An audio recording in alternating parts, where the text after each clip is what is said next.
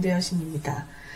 자, 오늘은 내일 발표할 현대차 아이오닉 5 관련해가지고 한번 좀 짚어보도록 할게요.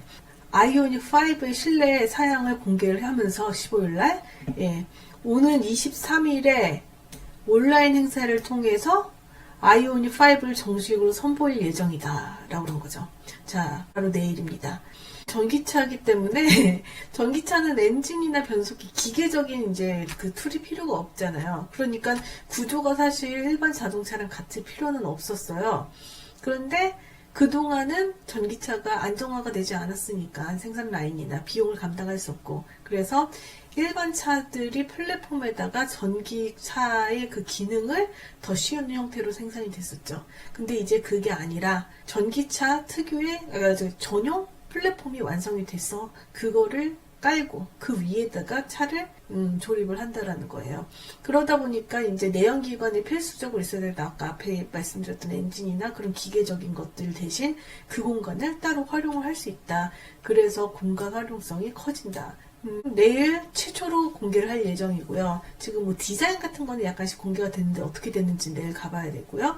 그 다음에 제품은 유럽에 먼저 출시를 한 다음에 국내에는 이제 4월부터 판매를 한다고 합니다. 우리가 관심을 가질 만한 뭐 내용들은 뭐가 있냐면은 충전기가 충전 시간이 굉장히 빨라진다라는 거. 18분 안에 80%까지 충전이 가능하다고 그러고, 한 번 충전으로 500km 이상을 달릴 수 있다. 그럼 한 20분 충전하면 대충 400km까지, 뭐 편도로 서울에서 부산까지는 달릴 수 있다라는 게 가장 중요한 내용일 거고요. 이제 테슬라가 먼저 시작했죠. 그 보조금 정책에 받을 수 있게끔 현대차를 이제 견제를 하려고 이 가격을 난 것 같은데, 현대차 같은 경우도 플랫폼을 새로 만들어놨기 때문에 이게 전기차 플랫폼으로 대량 양산이 되면은 가격을 저렴하게 유지를 할 수가 있거든요. 그러니까 플랫폼을 통해 가지고 지금 아이오닉 5를 처음으로 내놓고 여기 JW, CV도 이제 연차적으로 내놓을 예정인데, 플랫폼이 물리적으로 보면은 현대가 얘기하는 게 어떻게 생겼냐면 이렇게 생겼어요. 뭔가 좀 멋있어 보이는데,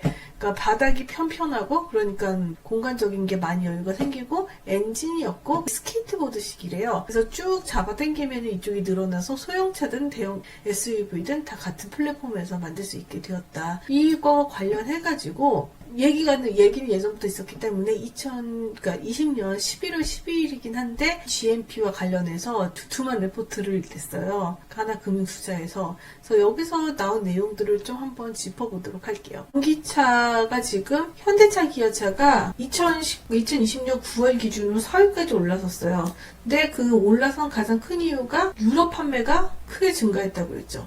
지금 전기차도 맨 처음에 그러니까 판매를 할 예정인 곳이 유럽이 먼저인 이유도 지금 유럽에서 굉장히 평판이 좋고 판매량이 늘어나기 때문인 것으로 보입니다.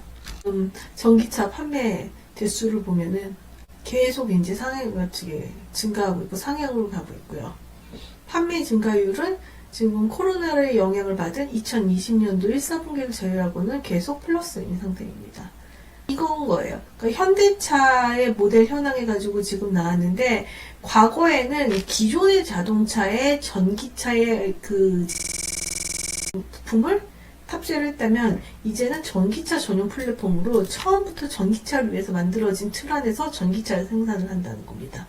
이거는 기아도 마찬가지고요. 전기차 플랫폼을 기반으로 원가 절감된 모델들이 출시된다고 했죠. 그럴 경우에 무엇이 좋아지냐?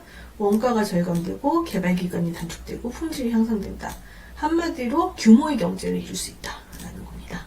그 eGMP, 즉 전용 플랫폼을 깔았다라는 게 지금 당장은 규모의 경제로서 양으로 승부를 할 수 있다. 그러니까 전기차에 최적화된 플랫폼에서 차를 생산할 수 있다라는 두 가지 장점이 있는데, 멀리 봤을 때는 그럼 어떤 의미냐? 그러니까 전기차에 최적화된 플랫폼이면은 자동차가 이제 소비 플랫폼으로 소위 아이튠즈 같은 역할을 할 수 있는 거죠. 폭스바겐도 그 차량 아키텍처 구조를 설명을 하는 데 있어가지고 여기 뭐 앱에 대해서 설명을 하고 있어요. 자동차 그 기기뿐만 아니라 테슬라는 처음부터 전기차로 시작을 했기 때문에 당연히 그 실주행 데이터 기반 기술력을 보유를 하고 있고요. 자율주행에 굉장히 많은 기술을 가지고 있고 에너지를 그러니까 집중하고 있죠.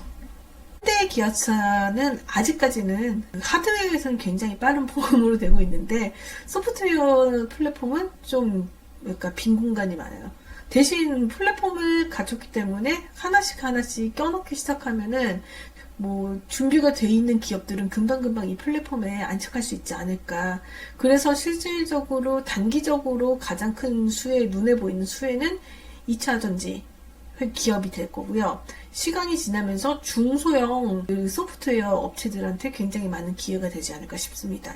그래서 지금 여기 보면은 현대차, 기아차의 다양한 제휴관계 해가지고 지금 모빌리티, 뭐 그랩, 코드42, 올라, 뭐 일렉트릭스 이런 회사들이 보이긴 하는데요. 이 회사들의 지금 현재 상장 상태랑 어떻게 그 개발하고 있는지를 좀 지켜보시면은 분명히 날아가는 기업들이 생길 거라고 봐요. 현대차가 이런 플랫폼으로 정말 운영을 한다면 이런데 이제 만약에 네이버나 카카오가 같이 연동을 한다 하면은 그때는 굉장히 큰 시너지가 나겠죠. 이 보고서에서는 관련 수혜 업체들을 다음과 같이 이제 구분을 하고 있습니다. 그러니까 일단은 현대차, 기아차가 첫 번째 자동차로서 수혜를 입을 것으로 이제 예상이 되고요. 그 다음에 현대모비스와 한원시스템, 여기 냉각 관련된 거, 그 다음에 이제 구동장치 관련된 걸로서 직접적으로 전기차 생산을 하고 전기차가 판매량이 많아지면 수혜를 입는 거고요. 전기차다 보니까 2차 전지, 배터리를 이제 빼놓을 수가 없어요. 그럼 그 2차 전지에서는 어떤 종목들을 주목을 해야 되느냐? 이미 주목은 많이 된 것 같지만 LNF, 에코프로비엠, 포스코케미칼, 첨보, 동아기업을 지금 꼽고 있습니다.